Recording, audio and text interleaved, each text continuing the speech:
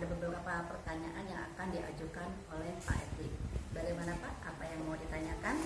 Untuk yang Bu, yang inklusif ya, bagaimana seandainya jika peserta yang mengikuti BIMTEK itu belajar seri kelas inklusif ini harus guru yang memilih latar belakangnya, apakah dia berasal dari SLB atau lulusan tertentu gitu. Untuk peserta yang mengikuti pendidikan inklusif ini Pak, semua PTK atau pendidik bisa mengikuti pelatihan ini, mulai dari kepala sekolah, guru. Di sini Pak ya ada, bisa kita lihat.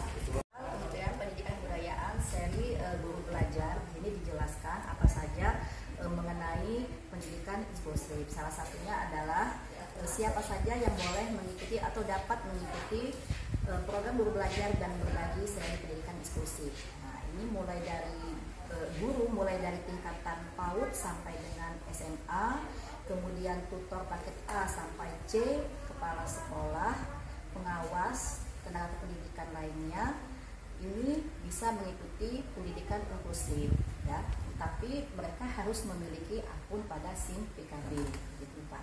Jadi syarat utama itu harus memiliki SIM PKB. Ya, siapapun bisa ikut. Benar, dia harus terdaftar atau memiliki akun pada SIM PKB.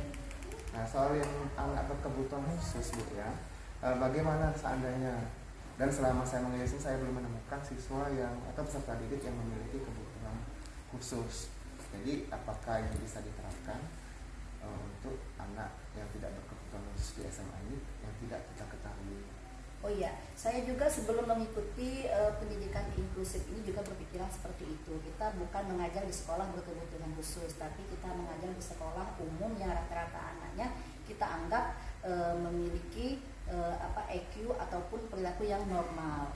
Nah, ternyata setelah mengikuti pendidikan inklusif ini Pak, ternyata kita tidak menyadari bahwa anak yang memiliki kesulitan dalam bergaul atau kemampuannya berada di bawah rata-rata anak sebaya. Tentu ada kan Pak di kelas kita yang anak lain sudah mampu di KD itu tapi dia masih belum. Nah, itu juga bisa kita kategorikan sebagai anak berkebutuhan khusus. Jadi anak berkebutuhan khusus itu bukan hanya dilihat secara fisik saja, apakah dia cacat mental, apakah dia cacat fisik, bukan.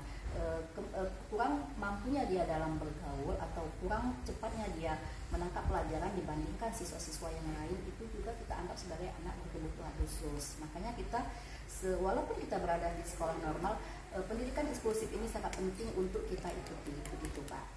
Jadi intinya itu untuk berkebutuhan khusus bukan secara fisik saja ya. Ada ranah-ranah tertentu yang harus kita pelajari. Termasuk itu dalam cara dia menangkap pelajaran mungkin Bu ya. Betul, ada istilah low dalam belajar atau low study. Dengan melakukan evaluasi atau kita melakukan asesmen, sehingga kita bisa melihat kok anak ini berada di nilai terbawah terus. Itu kan sudah menjadi tanda tanya bagi kita selama ini, kok anak ini berada di nilai terbawah terus, atau mungkin anak ini kok menyendiri terus, tidak bergaul dengan teman-teman yang ada di kelas. Nah, itu sebenarnya kita sehari-hari sudah bisa melihat bahwa anak ini memang butuh perlakuan khusus dibandingkan teman-teman yang lainnya gitu. Jadi langkah awal untuk mengatasi hal tersebut bagaimana?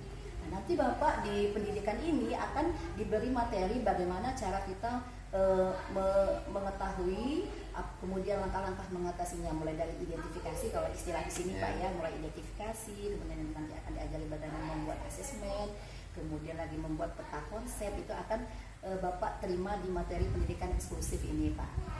Nanti kalau saya bocorkan, Bapak sudah tahu semua nanti. Kasih satu lagi Bu, ada berapa tahap inklusif ini dalam belajar inklusif ini? Tahapan apa saja yang di seri pendidikan inklusif ini ada 4 tahap Pak. Yang pertama adalah BIMTEK, yang kedua diklat, yang ketiga micro learning, dan yang terakhir adalah pengimbasan.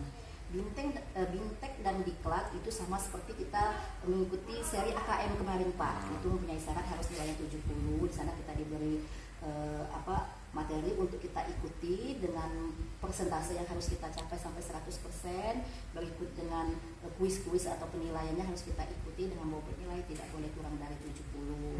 Kemudian kalau micro learning itu adalah bisa dikatakan pembelajaran singkat ya. Jadi tim dari Kementerian Pendidikan dan Kebudayaan seri belajar dan berbagi membuat pola pembelajaran yang lebih singkat. Nah, itulah yang disebut micro learning. Dari situ kita disuguhkan beberapa soal berupa puzzle. Nah, itu kita lihat kemampuan kita untuk mengaplikasikan ilmu dari BIMTEK dan Diklat, apakah sudah mampu, apakah memang sudah sesuai untuk lanjut ke micro learning gitu. Nah, kalau pengimbasan ya salah satunya seperti ini, berbagi dengan rekan sebaya, atau juga mungkin saya lihat di YouTube rekan-rekan yang lain menyampaikan secara monolog atau sendiri apa saja fitur-fitur yang ada di seri Guru Belajar dan Berbagi. Terima kasih Bu.